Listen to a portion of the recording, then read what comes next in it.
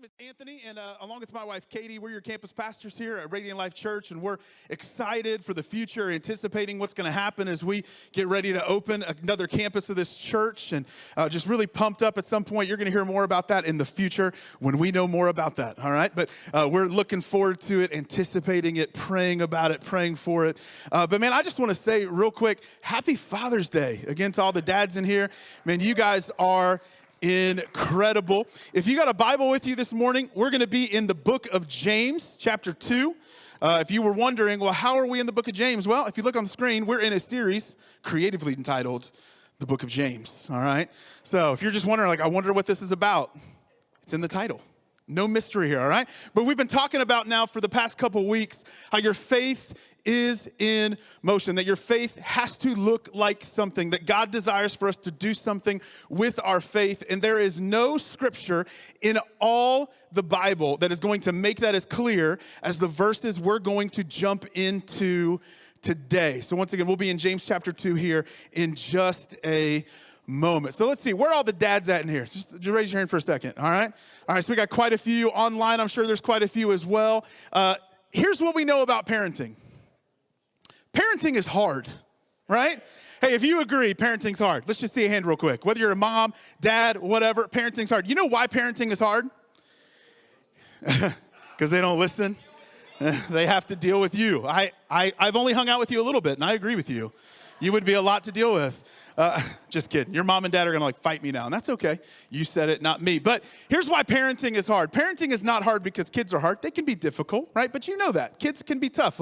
They have emotions, and they have feelings, and they don't always do the best at expressing those. Here's why parenting is so difficult.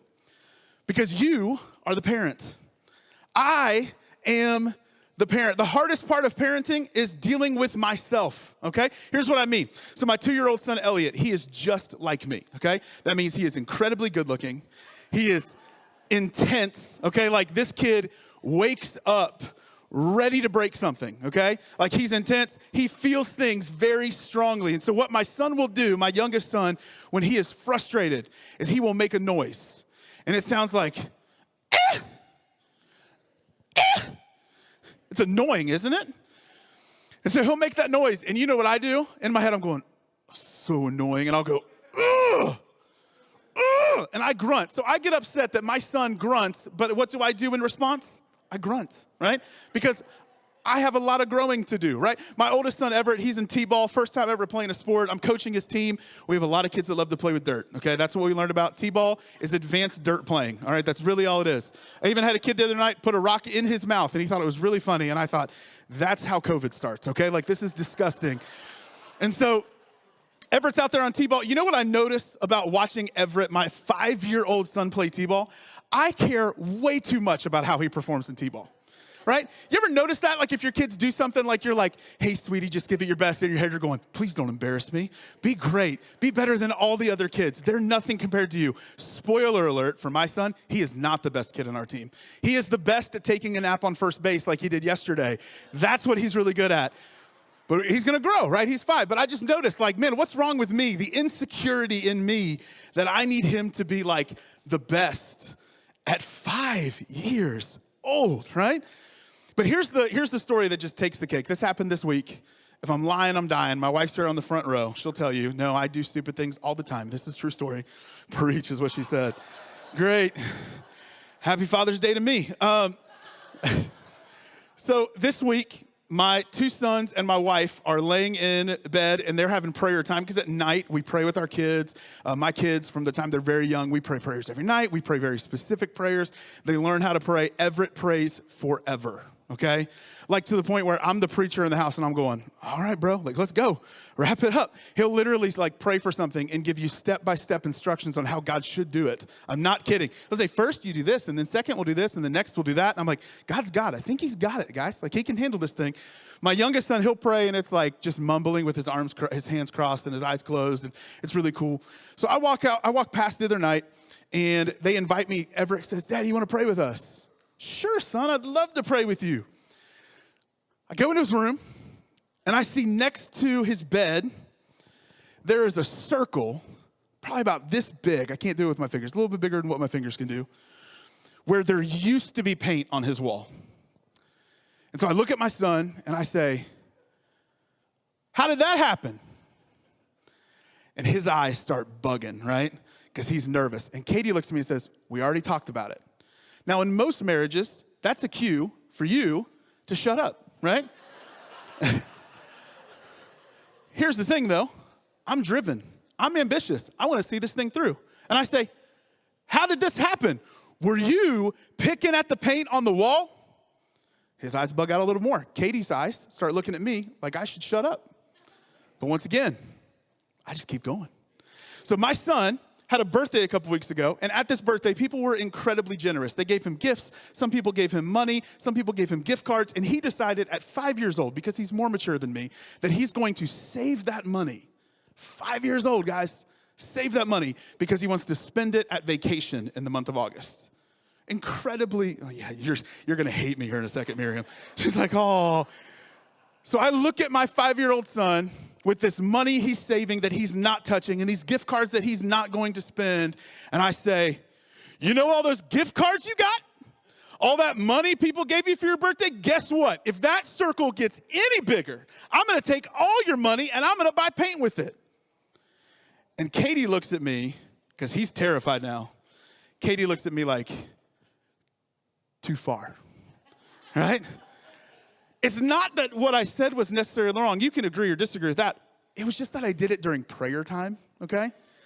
So let's pray to God. No, Dad's gonna yell at you first, okay? And this is how biblically mature I am. I left while they prayed because I was so frustrated, right? But here's the thing. Have you ever taken something too far before?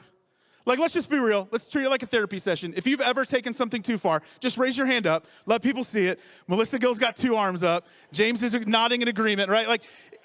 Here's what we do. As people, we always take things too far, and it always happens when our emotions are high, right? When your emotions get high, we take things too far. We lose our sense. We all of a sudden drop in IQ points. We can't handle it because now we are just pumped up and we take something too far. And this is what James is addressing in James chapter 2. In the book of James, James is writing to people who had experienced a way of faith that was very works-based. It was very much based on following the rules and doing your best to please God. And so what they would do is they would constantly concern themselves with trying to be the best they could be. They would constantly concern themselves not just with the 10 Commandments, but with all of the rules, all of the laws that people had built off of those to try to create this hedge of protection to make sure that they were pleasing to God. And so imagine the stress that goes with thinking God is only as pleased with me as my most recent action for him. Right? So these people were stressing out, bugging out over trying to make God happy, and then they come to know Christ. And what they learn from him, what they read from Paul, is Paul writes things like this in Ephesians 2:8, where for it's by grace you have been saved through faith. That it's not your works, so you can't brag about it, but it's just the grace of God and your faith in him that saves you.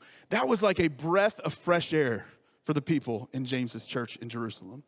This was like a cool breeze on a warm day for those people, right? To think that it's not about just what I do, but God loves me enough and he saved me even though I didn't deserve it and I don't deserve it. And that's awesome. But how many of you know you can sometimes even take a good thing too far? And this is what the church was doing. They took the grace of God so far that now the best we can tell is they were not concerned at all with what they did. That they started to live in a way that said, you know what I believe is important, what I do, not so important. So they went from all being works-based to going to the complete opposite side to where now it's just what you believe that matters. And James wants to address this clearly. And so here's what he says in James chapter 2, verse 14. He asks 2 questions here. He says, what good is it, my brothers and sisters, if someone says he has faith but does not have works?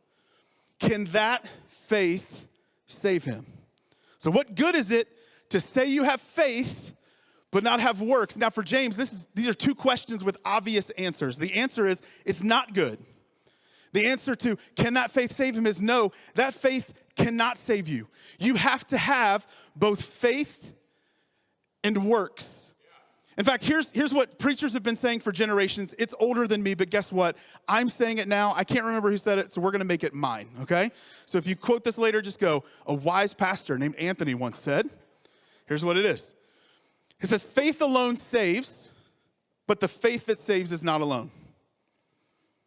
Faith alone saves. So the only thing that saves you is your belief in God.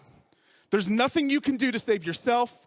You can't sacrifice. You can't earn it. You can't, follow something where you're going through and trying all these different obstacles. Like, there's nothing you can do to earn salvation, to earn being saved. Faith alone saves, but the faith that saves, the way you know it's faith that saves, is it's not alone. Here's really what we're going to break down this morning. 2 words. You ready for it? If you're looking for a sermon title, this is real catchy too, okay? Really creative. Faith works. Faith works. In other words, the faith that saves is always going to get to work. The faith that saves is always going to have a work accompanying it. Not that you're trying to earn something, but it's just the proof is in the pudding, right? That if you have a faith that has saved you, that faith is going to cause you to love other people. It's going to cause you to love God, and not just in word, not just in motive, but it's going to actually do something. Because for James and for Jesus, here's what we need to know. Faith that does not work is no faith at all. Faith that does not work is no faith at all. So let's do this. Let's define those 2 words for a second, because I want us to be careful to not think we're saying something that we're not actually saying. Okay, so here's what faith is. Faith, according to one pastor I listened to this week, I like the way he put it. He said that faith is a trust and obedience to God. Right? The Greek word there is pistis, and what that means is this confident expectation, this hope in God, that God can do what he says he can do. He is who he says he is. Like, this is just God coming through and me believing he's going to do it. That's faith. Now, works, though, these are not just like random tasks you do to try to make God happy. Works are not things you do to try to justify yourself or prove something to yourself or prove something to the person that you live with or the person that you do life with. Works are a life lived loving God and loving others. Loving God and loving others. Once again, the reason we say a life lived is because it's not just word and it's not just motive. It is a life lived, loving God and loving others. So what James is going to make clear, when we say that faith works, we're saying that you cannot separate a belief in God and activity that comes from that belief in God. You cannot say you believe in him, but not love people the way that he wants you to love people. You can't just say it. To take an old 90s phrase, you got to spray it, right? You got to show it. If you ever sit in the front row, like these poor people up here, I spray it, right? They're going to see some spit coming out. He's saying flat out, if you want to have faith, real faith, it's going to be faith that works. And so here's what James does. James takes these next 11 verses in James chapter 2, and he kind of lays out his case for what it looks like to have a faith that works. And so what we're going to do, we're just going to follow his argument, all right? So here's the first thing that we're going to learn from James this morning is that faith is meant to move you. Faith is meant to move you. Once again, faith can't just be the words you say. It can't just be reciting the correct theological statements. It can't be all the head knowledge that you have. It can't just be good motives. Faith is meant to move you. Faith is meant to be in motion. You have to do something with your faith. And so what James does in verse 15 is he brings up an illustration because he wants them to understand this. So here's what he says in verse 15. He says, if a brother or sister is poorly clothed and lacking in daily food, and one of you says to them, go in peace, be warmed and filled, without giving them the things needed for the body, what good is that? Now, you might notice a pattern here. James likes to ask questions that have obvious answers. So what good is that? It's no good. So here's what I love. Let's think about the context of these verses. He doesn't say if a random person is poorly clothed and lacking in daily food. No, he says if a brother or sister is poorly clothed and lacking in daily food. So think about it like this. This would be like somebody in your church. When he gives this example, this is somebody that you know is a part of the family of faith. This is like if you go to Walmart and you might not know their name, but you know they go to church, you're at least going to give them like the, what's up?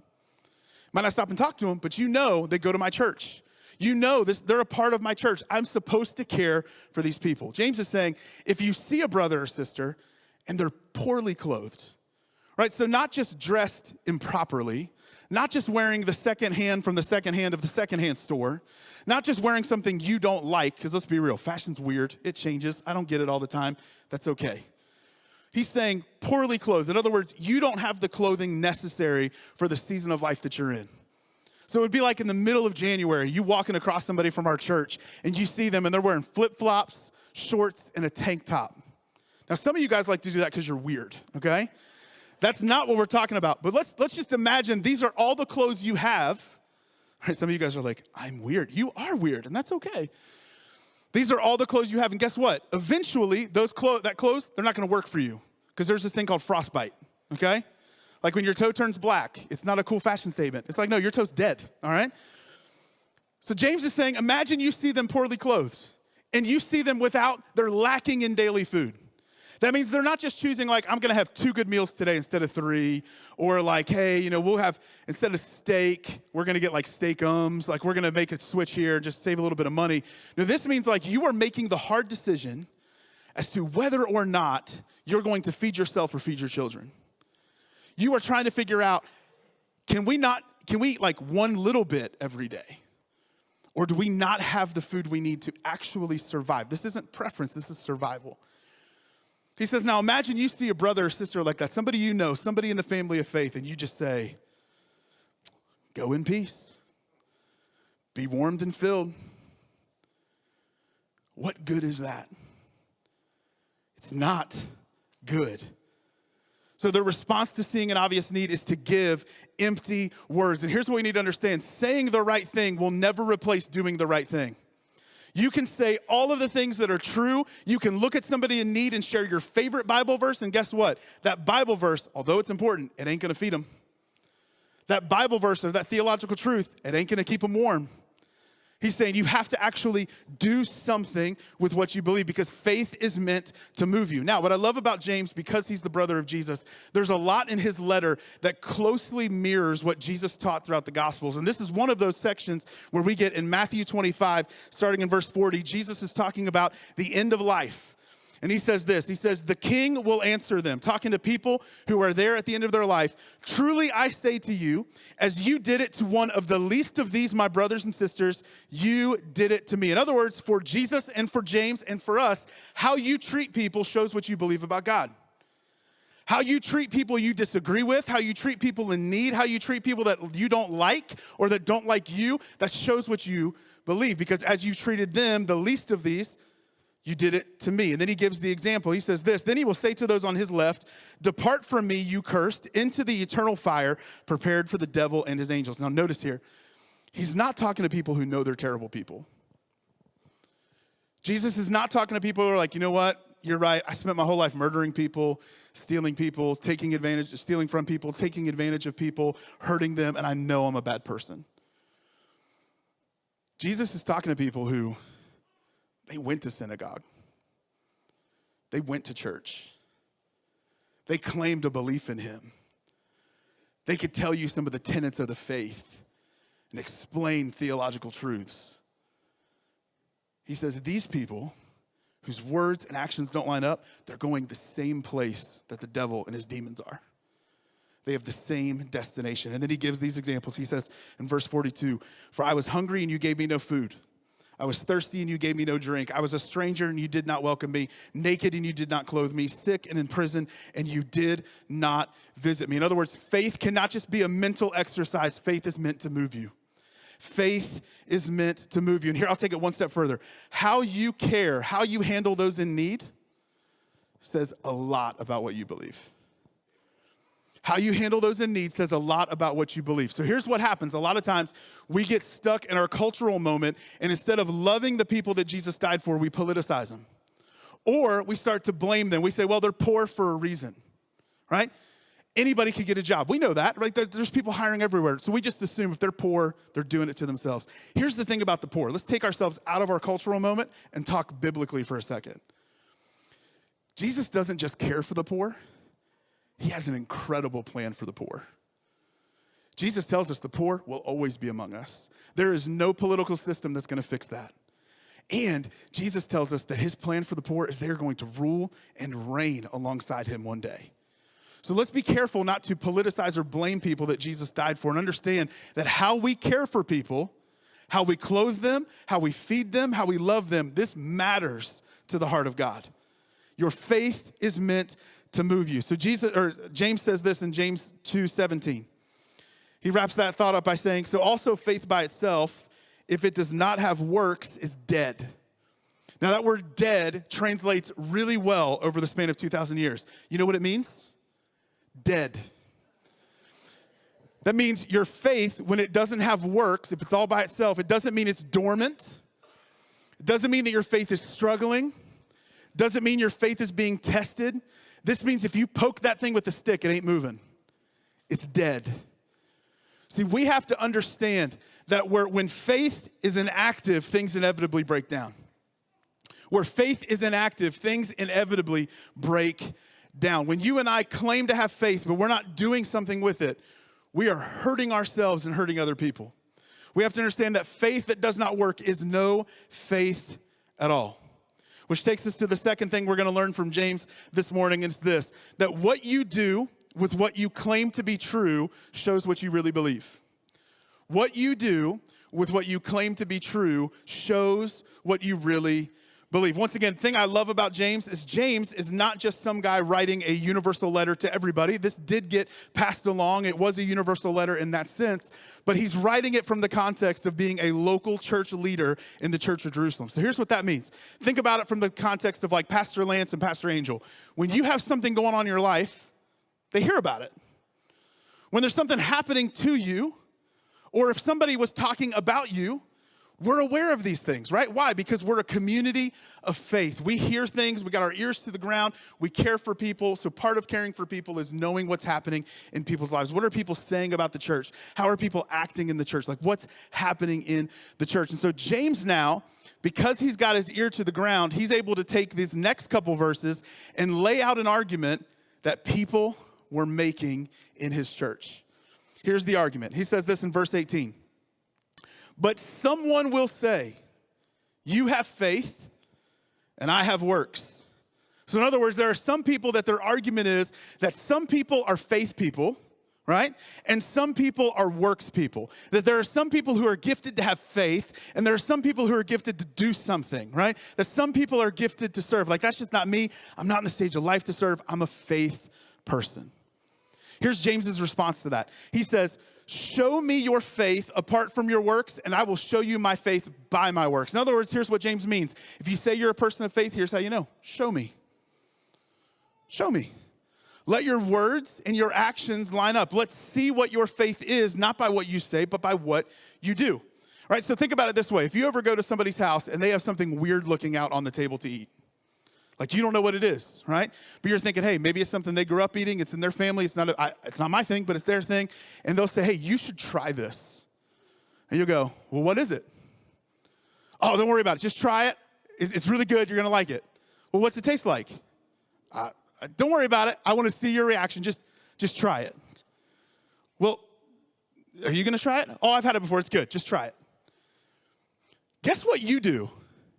Are you not getting suspicious in that moment? Like you're messing with me because that looks a lot like somebody's tongue, right? Like I'm not eating that thing because here's the thing. Now, if they picked it up off the plate, cut that thing up and ate it and did not hurl everywhere. Yeah, that's a good word picture right before lunch, right? You trust them. You trust them because what they said and what they did lined up. In our faith, it's the same way. Our faith can only be trusted when it's seen. And so what we do with what we claim to be true actually matters. Actually matters. So James continues this same argument. And he says in verse 19, he says, you believe that God is one. You do well. This is a compliment that James is giving people in the church, right? This would have echoed something they would have recited every single day called the Shema from Deuteronomy, where they would say, the Lord our God, the Lord is one. This is affirming their faith. This shows what it means to be in the family of faith. You believe the Lord is one, you do well. But notice what he tags on to the end of what they know. He says, even the demons believe and shudder. So you believe in God? Awesome. So do demons. You say that there are truths about God? Awesome. The demons know those truths. You know what demons don't do? Change. That's the difference between a person who's repentant and a demon. Is a demon will know the truth. The devil will know the truth and never allow themselves to change. But people of faith, we hear the truth and we change. We reorder our lives. But demons don't do that. He's saying, if you believe that God's real, awesome. You and demons have that in common. This is what you guys can talk about together. See, knowing the right thing and letting it change you are two different things. Knowing the right thing and letting it change you are two different things. And so that means the trap we have to be careful of in church world is that we don't rely on knowing all the right things. We don't rely on how much we can memorize of the Bible, even though that's important. We don't rely on knowing the theological truths, even though those are important. Your faith is something that has to be shown. A faith that does not work is no faith at all. So James now, he moves on and he gives us two examples of people whose lives show us that faith works, that show us what a life of faith actually looks like. And so he jumps in. His first example is a guy named Abraham. And Abraham is somebody they knew very well. Somebody, if you've grown up in church or been in church for any amount of time, you're probably familiar with him. He was the father of their faith. That one day God spoke to him and said, I'm going to make you the father of many nations. Every nation on earth is going to be blessed through you. And here today, we're living proof of that, right? In Abraham's line is Jesus, and Jesus has blessed the entire earth. Jesus has blessed us. This is why we're here celebrating him every single week. Abraham is a big deal, but there's a point in Abraham's life where he has a son named Isaac, and Isaac was a son that was promised to him and promised to his wife. And Abraham, man, he prayed so hard for this child. They were older. They had dealt with infertility.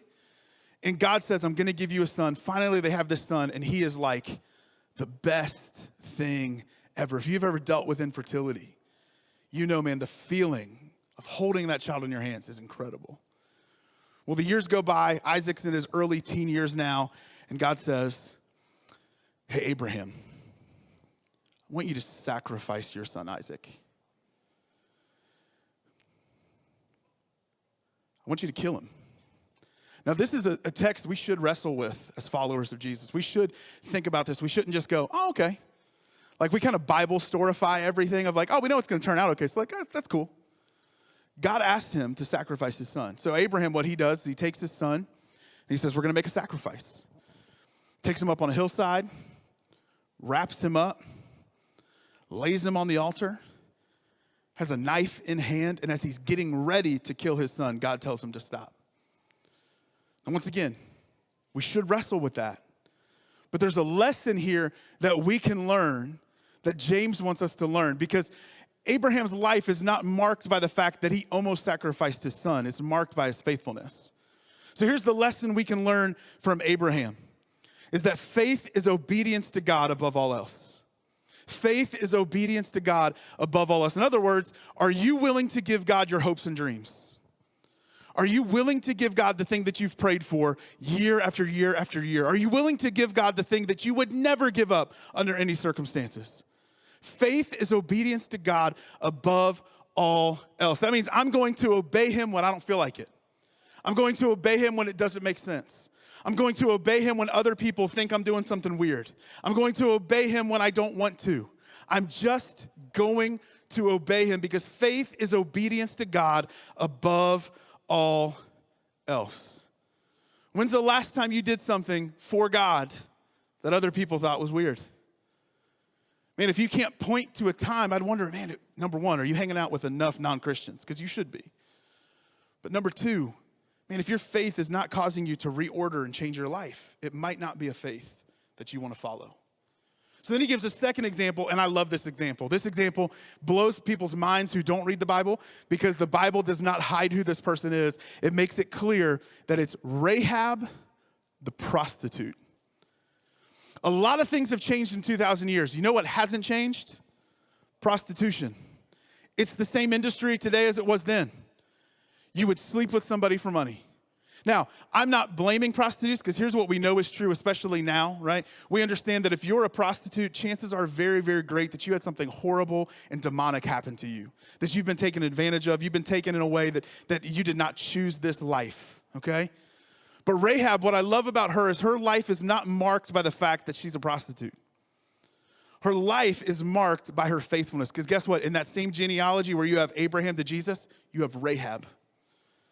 She's in his family. Not just like we're church family. No, like in his actual family. She's in the lineage. She's marked by her faith. Here's what James said about her in verse 25. He says, in the same way, so in other words, Abraham was justified by his works. In the same way, was not also Rahab the prostitute justified by works when she received the messengers and sent them out by another way? She did something that could have cost her her life. She did something risky, and she didn't do it just to take a risk. She did it because she wanted to serve God. Here's the lesson we learn from Rahab, is that faith is free, but it will cost us something. Faith is free, but it will cost us something. Has your faith cost you? I mean, flat out, has your faith cost you?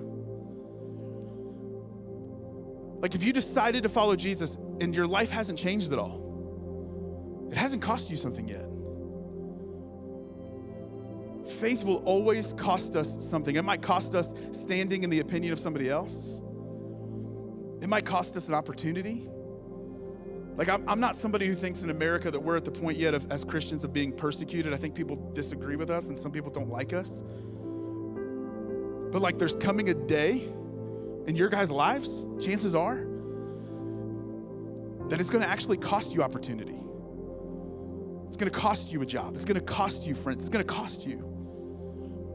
The faith that Jesus gives, he gives it to us, but it will cost us something. God gives you faith, but you have to put it to work. Faith will cost us something. So James wraps up his argument here, this last verse we're gonna read today, verse 26, and he kind of brings it all together. He says, for as the body apart from the spirit is dead, so also faith apart from works is dead. There's that word again, dead. It's not there. It's of no use to you. It's useless. It's no good. A faith that does not work is no faith at all. Without works, it's dead. Now, there's some advice that I think many of us have probably heard that I will say in 99% of life, it is great advice, okay? Like some of the best advice you'll ever hear. And the advice is this. They'll say, discipline determines destiny. Right? Like if you want to have a great life, you got to have a disciplined life. And you got to buckle down and do what needs to be done because discipline will determine destiny. Here's where that does not work in your relationship with Jesus. Doesn't mean you shouldn't have spiritual disciplines. Doesn't mean that you just go wild and do what you want to do. There's a better word we could use than discipline, and it's delight. What you delight in will determine your destiny. What you delight in will determine your destiny. Guess what? If you want to be disciplined in your way of loving God, that's awesome. That's only going to get you so far. I can be as disciplined of a husband as I want to be, but if I don't delight in my wife, if I don't enjoy seeing her, enjoy being around her, it's not going to last very long. What you delight in will determine your destiny. So for us, the problem we have with a sermon like this and scriptures like these is when we hear, I have to have a faith that works, what we want is we want the list of works that we can do, right? It's almost like we want God to give us the honey-do list. Like if you just do this, this, and this every day, you'll make me happy. If you do this once a month, you'll make me happy. If you do this every quarter, you'll make me happy. And we just think, man, if I could just check it off the list, I'm going to please God and then he's going to be thrilled with me and everything's going to be great. The problem is, then we just do the opposite of what James's audience did, where it's not just about what we believe. Now we're like, oh, it's all about what I do. So we have this tension between faith and works. In the middle of that tension is Jesus. And he said, yeah, I want you to believe the right thing, but that belief has to be accompanied by something. It cannot be one or the other. You've got to delight, not focus on faith, not focus on works, focus on him. He's got to become bigger and bigger in your life. And that's when your life changes. That's when the things right now that seem like you're doing them begrudgingly aren't so difficult anymore. You won't second guess, what am I supposed to do? Because you're gonna have a faith that works because your faith, your life is focused on Jesus. Psalm 37:4, the psalmist writes this. He says, delight yourself in the Lord, and he will give you the desires of your heart. I firmly believe that for many of us in here, everybody in here and watching online, there's a part of you that deep down knows, man, your life should be marked by God. You're not sitting in a church service or watching a church service because you're indifferent to it. There's something inside every single one of us where God has placed eternity inside the human heart. We want to know him. We want to please him. We want to desire him above all else. The way we do that is by giving him our attention, by giving him our focus. Delight yourself in him, and he'll give you the desire of your heart. So I'm going to ask you, if you will, would you just bow your head and close your eyes? And once again, this isn't because anything crazy is going to happen. I'm not going to launch my large print Bible at you from the front and hit somebody in the head, even if I really want to. This is just to create a space where in a room full of people, or in your living room where you got kids running around screaming, playing with toys, for you just to take a moment and get alone with God.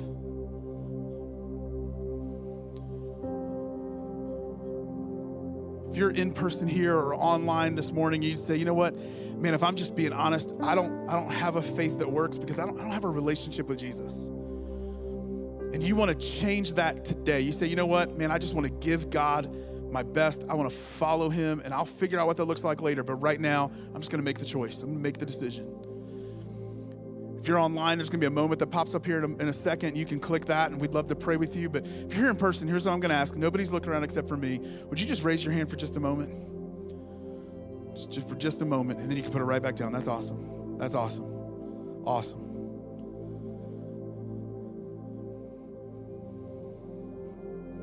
Now, for those of us who would say, man, I'm a follower of Jesus, we're not off the hook. Because here's what I'll tell you. It's easy, the longer you follow Jesus, for your faith to become incredibly selfish. We all start out following Jesus saying, Jesus, I'll do anything for you. I'll serve, I'll pray, I'll give. But the longer you go, the more it's about other people helping you accomplish your God-given dreams.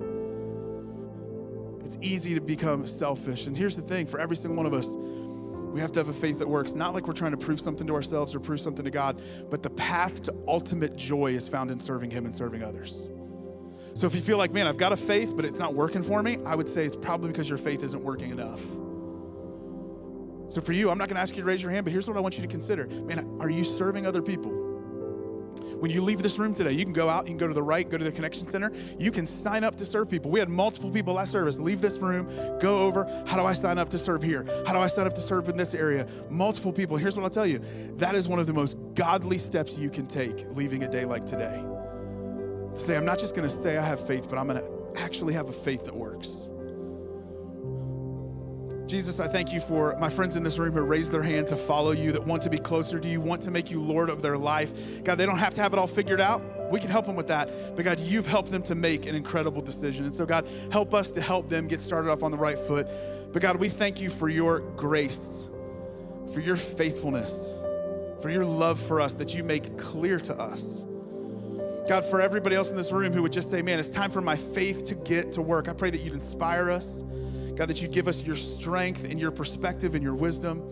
God, help us to be obedient to you above all else, to give you our best because that's what you deserve. Jesus, we love you.